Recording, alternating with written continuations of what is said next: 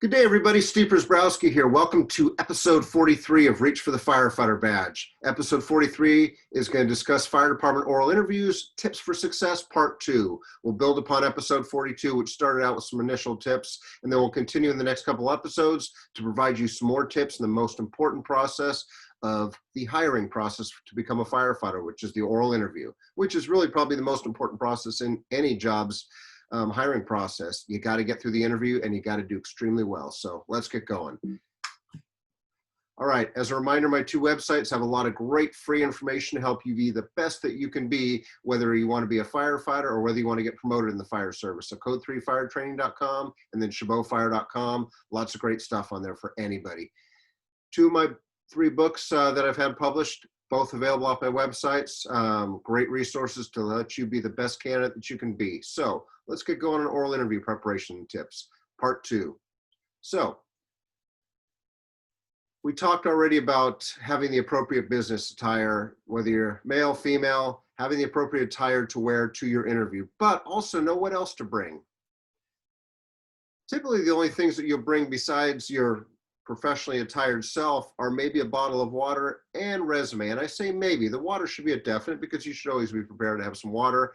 A lot of places will offer water, but you can't guarantee that. So I always like to bring a bottle with me just to be able to sometimes take a break. Sometimes I find myself rambling during a oral interview. Go shocker. If anyone watches all these episodes, figure I do ramble a lot, but it's nice to have a bottle of water because sometimes if I find myself going off track rambling or, getting a little, scratchy in my throat there, I'll just ask the oral board, excuse me 1 second, let me stop and I'd like to take a break to grab a quick drink of water. What are they going to do? Say no? No, grab a drink of water, regroup my thoughts, get going back again. But water is great. As for the resumes, read the fine print because typically in the invite they send you an email or via mail, they'll let you know what to bring or what not to bring. So some departments allow resumes, some do not. Hopefully you have the chance to submit one when you sent your application in, but there's no guarantee they allow that. But regardless, when you submitted your application to the point of your interview, it's probably going to be at least 3 months, if not longer. Could be 6 months, could be a year since the time you submitted your original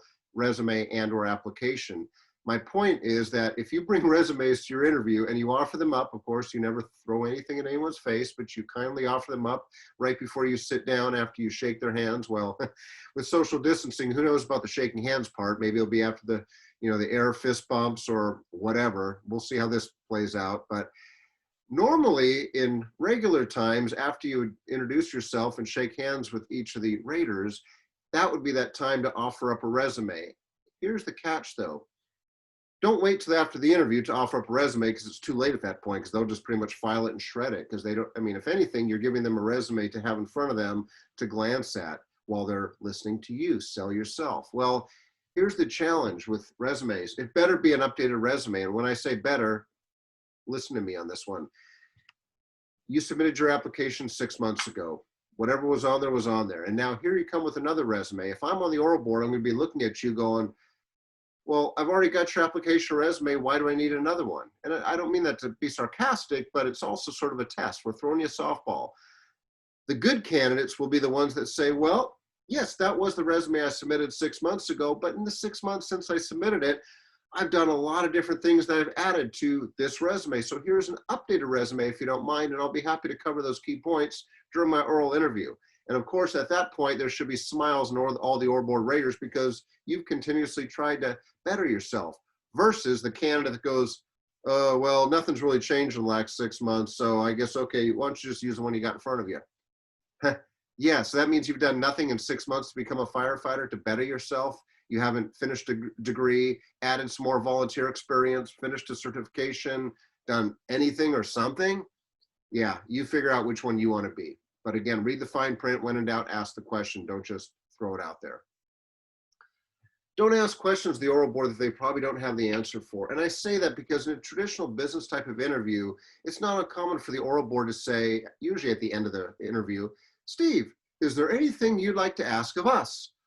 That's common for the business world, or if you're going for a high up position. But for entry-level firefighter, chances are the oral board doesn't have the answers. So they're probably not going to ask you a question that way.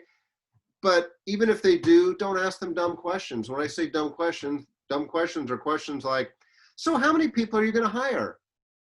The oral board may or may not even have that answer. When does the academy start? They may or may not have the answer. That may or may not be on the job announcement that you first got when you filled out the application. So it's sort of hard to ask questions. I mean, obviously it doesn't hurt to be prepared. If there was going to question that I would ask, it may just be something as simple as, so, you know, if you don't mind sharing very briefly, because again, they don't have all the time in the world. There's another candidate waiting outside there. So that's why they're probably not going to ask you a question. But if they did, maybe have a very brief question such as, what do you think the number one thing is that you like the most about working for XYZ fire department? You know, I mean, maybe that's a good question to find out a little bit more versus, so when is the new fire station going to open up? Again, they may not have the answer. All right, don't try to answer what you think they want to hear, because if you answer it the way you think they want to hear, you're probably going to be wrong. I say that because I hear that from candidates all the time. I mean, here's a common thing is, hey, Chief, I've got an interview in Oakland tomorrow, and then next week in Fremont, and then the week after that in Fresno. What should change? Nothing. Your answers should be your answers, except obviously when you're in Fresno, you better say, I want to work for Fresno for these reasons.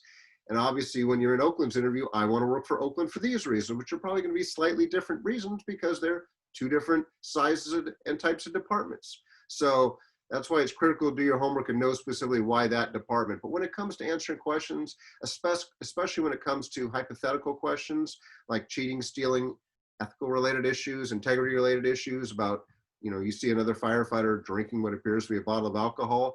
For those questions, you got to answer them the same regards to the department. And I say that because I remember a department in the Bay Area that I won't name the name, but I remember when I was talking to the firefighters doing my firehouse visits years ago, as I should be doing, as everybody should be doing. I remember talking to the firefighters, asking them, and keyword firefighters, asking them, hey, I was new at this game. When I get that question in the interview about you see someone drinking, stealing, cheating, what should I say? Because I was trying to get the best answer. Well, I remember one of the firefighters looks at me and he goes, hey, Steve, snitches get stitches. And he actually pulled a switchblade out and put it on the kitchen table of the firehouse. Snitches get stitches. And I'm like, what does that mean? He goes, if you see something like what you think is a firefighter doing something like that, just walk the other way. You saw nothing. You know nothing. But, you know, basically put your head in the sand and leave. Basically do the unethical thing. Don't do the ethical thing. Do the unright thing. Don't do the right thing. And I'm thinking to myself, that's pretty shitty advice. But I'm thinking, why is a firefighter telling me that? Well, because the firefighter obviously is not a supervisor, and the firefighter obviously wants to get away with just brotherhood and sisterhood. You got to take care of your own. Yeah, you got to take care of your own, but when they cross the line, we got to hold them accountable. That's the key. Well, thankfully, I didn't answer that question that way, because think about it. When I got to that interview for the department, usually there's not a lot of firefighters on interview panels. Usually it's supervisors like captains or lieutenants and maybe a battalion chief. Yeah, there may be a firefighter engineer, but usually the majority of people are supervisors. If you're the captain of your firehouse and something is going on in your firehouse that's illegal, unethical, just plain wrong, you better know about it, because you're going to look pretty clueless when the stuff hits the fan. And now obviously you're asked the question by your chief, hey, hey, Captain Steve, how do you explain to me that you didn't realize that your firefighter was dealing drugs out of the firehouse while you're on duty? Well, that's, you know, I was in my office all day, you know, it wasn't my job to be watching them. Well, it doesn't matter. It's your firehouse. You're responsible as the company officer for everything that goes on that day. Well, how am I supposed to know? Well, you should have known. Now you're going to be probably held accountable too. So bosses don't want snitches per se, but it gets back to that. If you see something, say something and do something, especially if it's illegal, unethical, wrong, incompetence, whatever it is. Help a brother or sister out, prompt them for success. And you know what? If they cross the line, don't get sucked into doing what they're doing, because they'll throw your ass under the bus faster than you can sneeze. So do the right thing. I know it sucks. It takes courage to raise the hand and say, you know what? Stop it. Knock it off. That's not right. I'm going to tell our supervisor. I mean, you're not a snitch, but again, I see a lot of candidates, they come to oral interviews and they answer that question like that. I mean, it's amazing. One interview process out of the 100 or so we interviewed, I remember over half, we gave them a question like that related to stealing, cheating, drinking on the job, ethical stuff. And I remember pretty much over half the candidates all pretty much said the same thing. It can't be that. You know, firefighters are nothing but the most upstanding individuals. We only hire the best of the best. So if I see what appears to be a bottle of alcohol, it can't be. I'll give them the benefit of the doubt and just do nothing. You're clueless if you answer it that way. Again, we're not looking for snitches, but if someone is breaking the law, which or the policies, drinking on the job, putting yourself at risk, the public at risk, if we don't do anything about it, we're part of the solution. What we permit, we promote. So do the right thing, answer questions that way. Yes, certain people may think you're a snitch, but again, the bosses that are the bosses for a reason, they want to know what's going on in their firehouse so they don't look like a bunch of idiots when something bad happens. So let's just leave it at that. We can talk more about ethical related questions later on. Let them know you want to serve there. So many candidates leave the room, and it's not uncommon to say, did they want to work here at all? Because we may not ask you a question of why here or why work here. I mean, that doesn't always get asked. Regardless, though, you better get it out there that this is my dream department for these reasons. Please give me the opportunity. Don't be desperate. We don't need desperation. That's weird sometimes. But we want people that are truly committed, passionate, enthusiastic about our department. And you know what? If you're testing in our neighbor's department tomorrow, you better be passionate about them as well, too. But the sad part is most candidates are not. Most candidates usually just leave the room and they've never said our department name once, and they never said it that they want to work here. Yeah, we know you want to work there because you're testing here, but show some love and passion. Be nice to everyone you encounter, from the first person that you meet to the last person you meet. Because think about it, when you park your car or get dropped off, you're going to usually go check in at the front counter, maybe with an administrative assistant or a secretary or whoever the title of that individual is.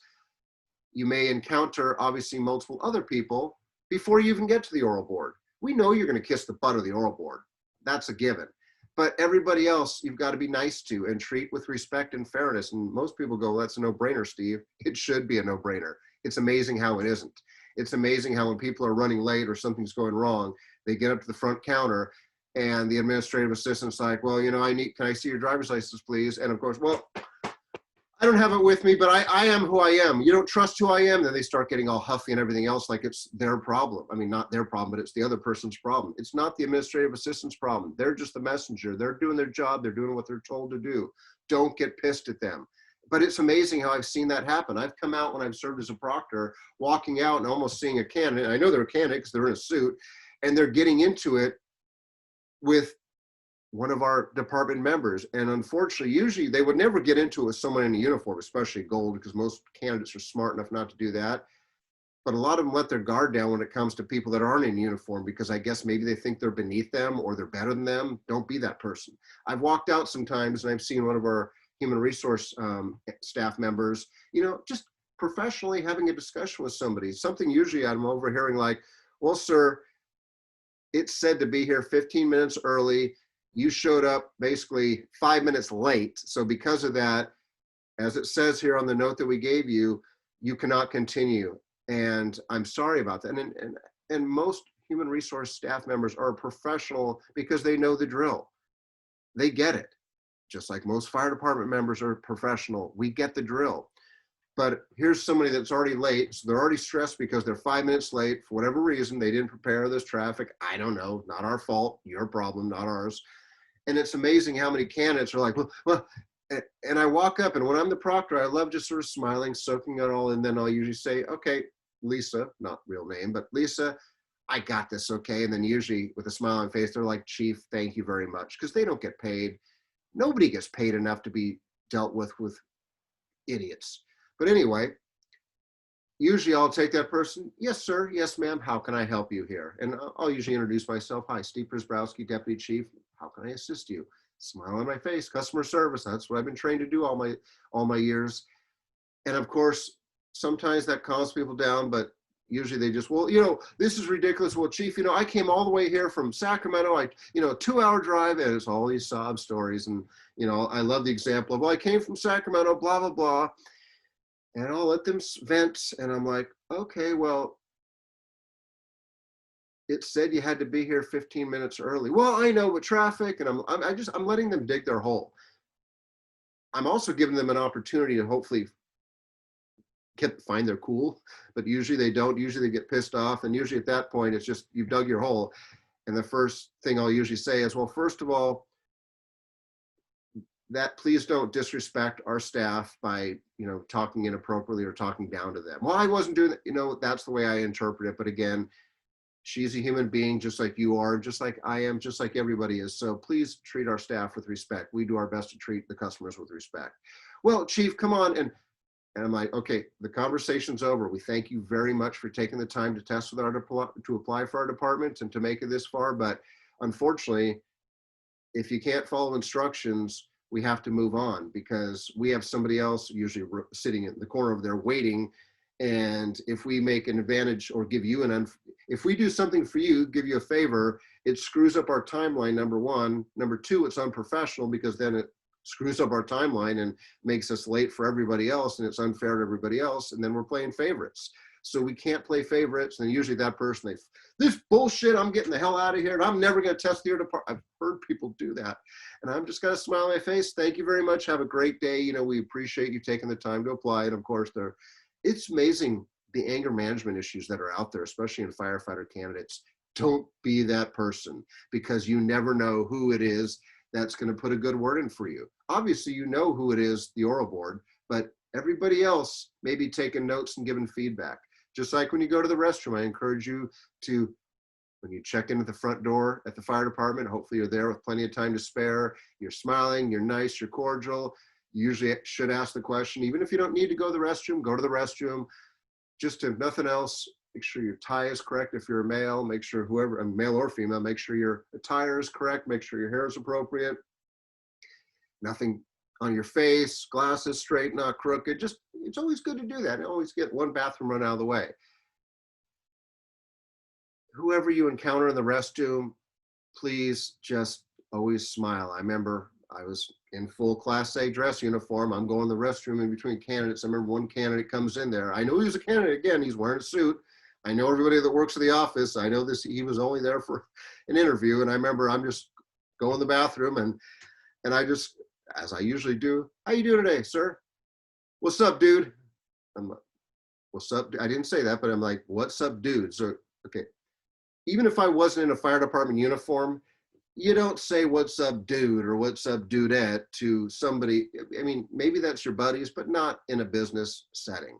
But it's like, okay, well, I'm doing my business. Not that I need to have TMI here, but I'm doing my business. And of course, I wash my hand. This was all before the COVID-19 wash your hand stuff. This candidate does their business and doesn't even wash their hand. And then they leave and then they go back out to sit to wait to be called. I'm like, dude, okay, do people not, do people just, are they that clueless? I don't know. Are they just leading by example, not work at all? Do people not have common sense? I don't know. But again, wash your hands. You never know who those people are going to be, and I'll just leave it at that. But be nice, do the right thing. You're always on the spotlight. And you know what? It shouldn't just be when you're at the fire department. It should be everywhere else in life. That's human nature.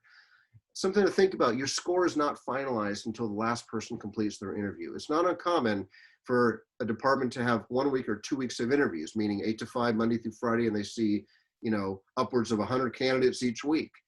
And when I say that is some departments, your score is finalized as soon as you leave the room. In some departments, it's not uncommon for everybody to say, okay, come up with your scores, ink them, move on to the next one, and then the HR staff take your scores away. In some other departments, it's not uncommon to, you know what, at the end of the day, the end of the week, make sure we've got the right scores, the right ranking, and everything else. Just to make sure we're giving everyone the benefit of the doubt.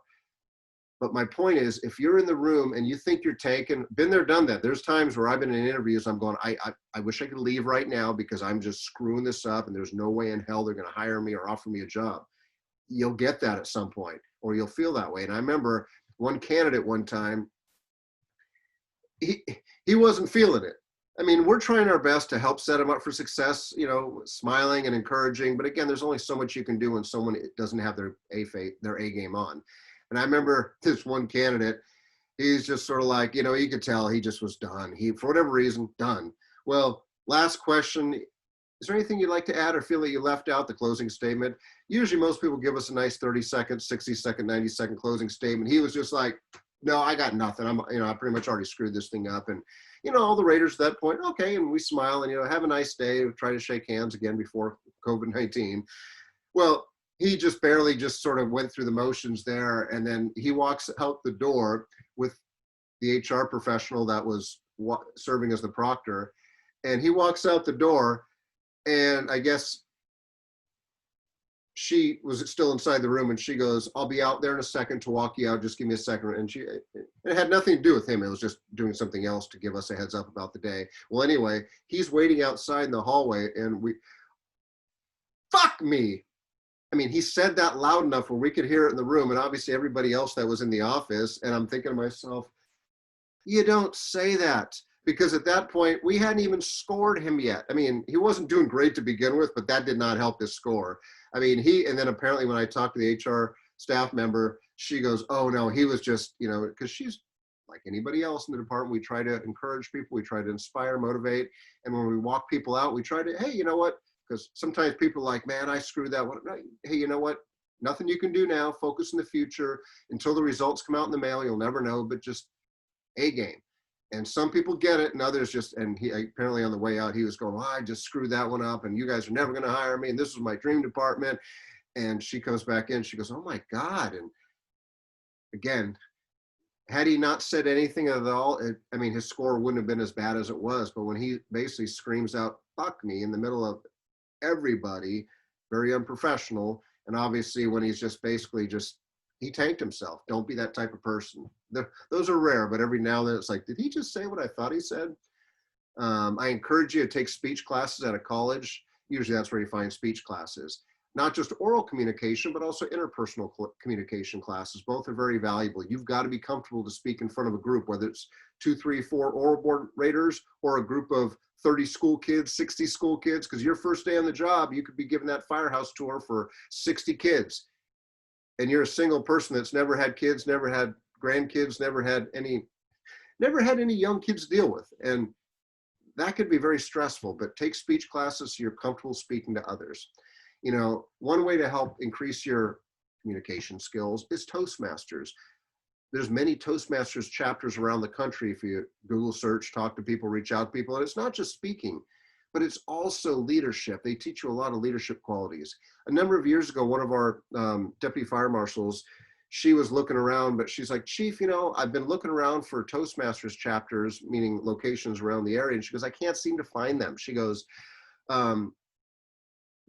she goes, "I'm thinking outside the box here." And she goes, "I'm thinking, because I can't find a local one that meets my needs, can I create a Toastmasters chapter? There's an application process. Will the department spend, I think it was like $100 or $200 for the annual fee?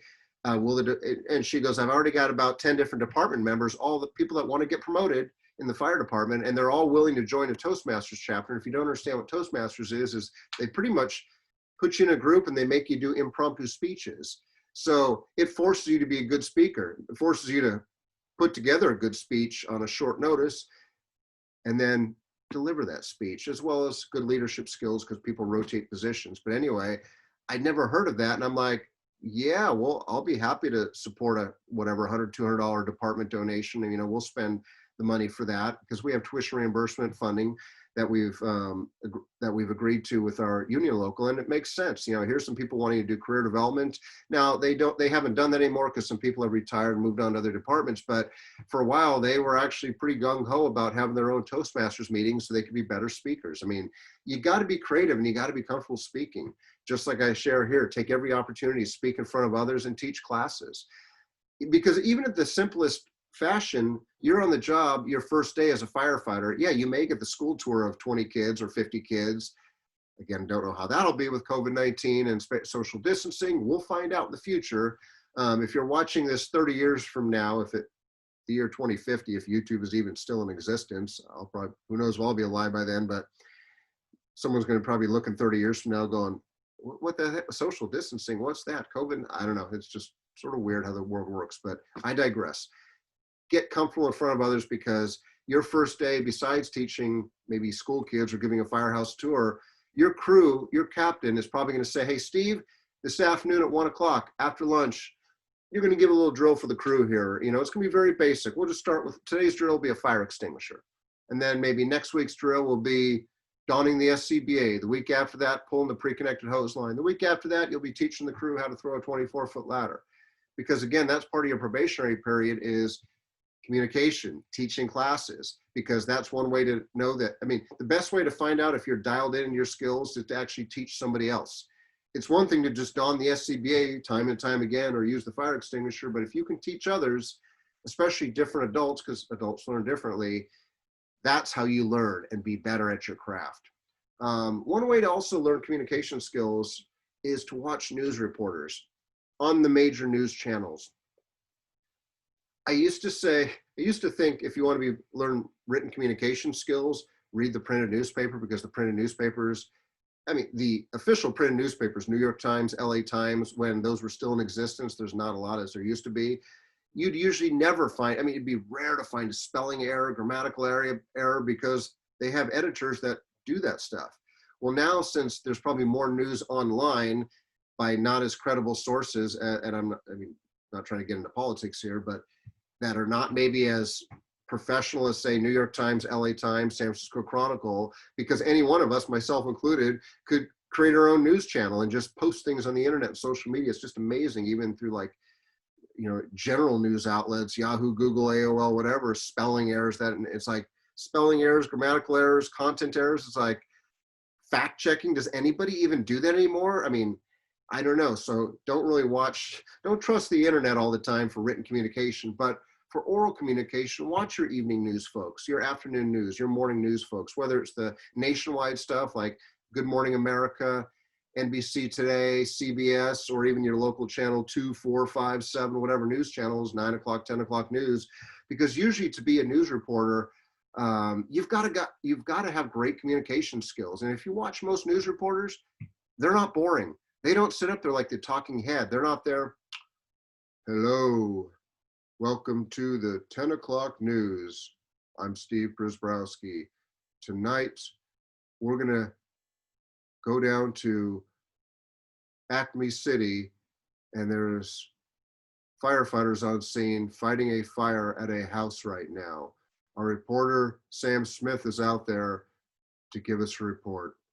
Okay. I don't know about you, but I'd be asleep or changing the channel so fast. You don't see usually news reporters like that. Most news reporters are pretty good about their communication skills. They punch their words to emphasize key points. They change their pitch, change their tone. They keep you on the edge of your seat, or they should be, versus the talking head or robotic. It's usually, all right, tonight on the 10 o'clock news, massive fires are occurring and breaking out right now in Southern California. Hundreds of people have been run from their homes. 3 people are dead. Multiple people are injured. In 5 minutes after break, we'll get right into that with our eyewitness news reporters that are on scene.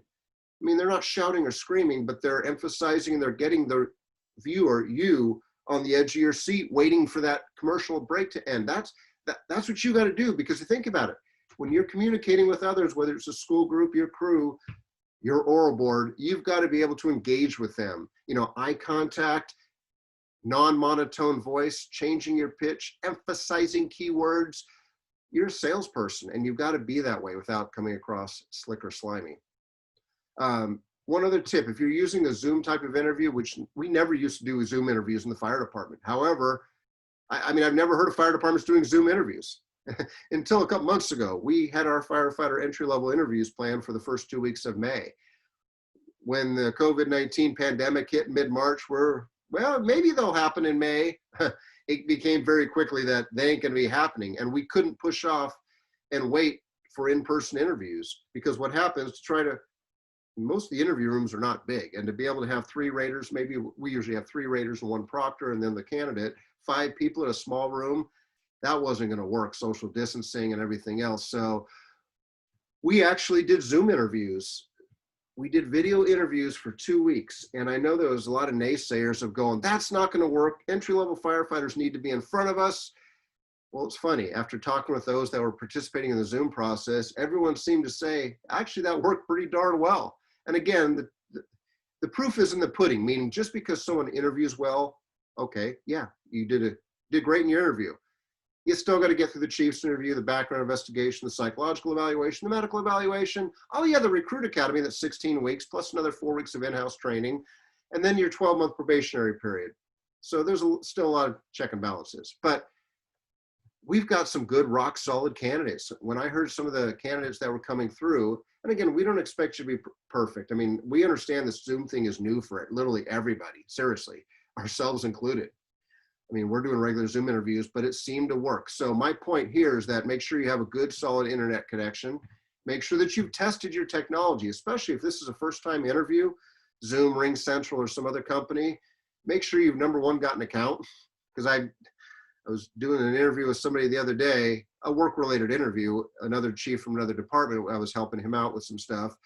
And I scheduled a 1 o'clock Zoom interview, Ring Central interview, same concept. And I remember my administrative assistant sent out the invite, and at the time of his interview, I'm like, well, I'm logged on, I'm waiting for him, and he's emailing me saying, Chief, he goes, I got to create an account here, and I'm having trouble logging in and everything else. I'm like, no big deal. I mean, it's not like I was testing him or anything. I was there to give him some professional advice. And I'm like, no problem. I go, how about we just FaceTime each other? And it's like, he's like, that'd be a lot easier. And I'm like, no problem. We'll FaceTime. That works. My point is, though, if this is your interview or something critical, don't wait until 3 minutes before to create your account or have tested it. So I encourage you to create that free account and make sure you're comfortable with it. Make sure you're comfortable with the mute button. Make sure you're comfortable with the video and all that other stuff, because you want to make sure the technology is working as best as possible. Make sure that you have no distractions, and what they are seeing is professional. And when I say that is, okay, we know you're probably either standing up or sitting down. I've heard of many stories of people that, like for men, suit and tie, looking professional here, but if you flashed on the bottom, they got their flip-flops and shorts on. Okay, well, I mean, if the panel can't see it and that makes you comfortable, hey, whatever works, I guess. But I also heard of a story of during our Zoom interviews, there was one candidate apparently that did that. He looked great from the top up, but then all of a sudden, for some reason, I can't remember what the distraction was, whether there was a doorbell ringing or something, but apparently the candidate had to get up. And because he got up, the whole oral board saw that he had shorts on underneath. And I don't know how they scored him. I wasn't on the board. I don't know if they failed him or passed him. I mean, it's not my job to know that because I wasn't involved. But I just heard that story after going, okay. I mean, I know a lot of people have done that and it's very common, but it's like, well, okay. That small little camera that I'm looking into right now has a wide view. So honestly,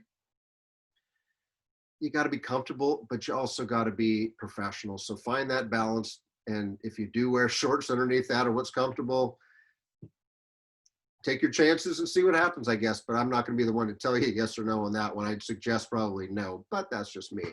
So it's not just attire, it's also behind you as well too. I mean, maybe it's a virtual background, but take the time to make sure your lighting is correct, make sure everything is around you is correct. If you have pets, if there's a possibility that you can have the pets maybe outside, because the last thing you want to have doing is your cat crawling up there or your dog. And here's a good example. There was a city council, because most city councils have changed their meetings to online. There was a city council meeting, and I can't remember what it was, somewhere around the Bay Area. Well, apparently the city council members, and obviously they were first starting out doing their Zoom meetings. And I think for a lot of people that haven't used platforms like this, it's very stressful until you're comfortable with it. Well, there was this one mayor or city council member that apparently his cat got on the table, cat or dog, I can't remember what it was, but apparently he was so pissed for whatever reason, I guess he was having technical difficulty, he like took the cat, he launched the cat, and it's like, and here's all the other council members, and not to mention all the community members that are watching, you know, because it's available off the city website, it's public information, city council meetings are. And apparently this guy lost his cool and pretty much, get the fuck out, you know, throws the cat. And it's like, what the hell did he just do? And you're not, did you forget you're being watched by how many other people? So my point is, if you have distractions, animals, family members, or whatever, if possible, try to have that safe environment to have them not around you. Not that you don't care about them, but door closed or whatever else. Because last thing you want is your little kid walking in. Hi, mommy. Can I get some juice? I'm a little thirsty right now, or I got to go pee. And here you are in the interview of your lifetime. You're ready to just provide that awesome closing statement to close the deal. And you're like, Junior, hi, Junior. Mommy's in the middle of a nice interview to hopefully become a firefighter for XYZ department. Can you please stand by? I mean, I know we're all human and we probably laugh at that, but again, more importantly, it's going to probably mess your mojo up, because then it's like, because now unless you're really dialed in, you're probably going, where was I at again? You know, I mean, we get it. We're human. We understand things happen, but thankfully, from what I heard during our process, there was very few of those issues. Most people had their act together, which is awesome. So be familiar with that technology. So in the next episode, number 44, we're going to discuss more of my suggested oral interview preparation tips. So until then, thank you very much for the gift of your time. My contact info, social media footprint. Be safe, be well. We'll see you soon. Have a great day, everybody.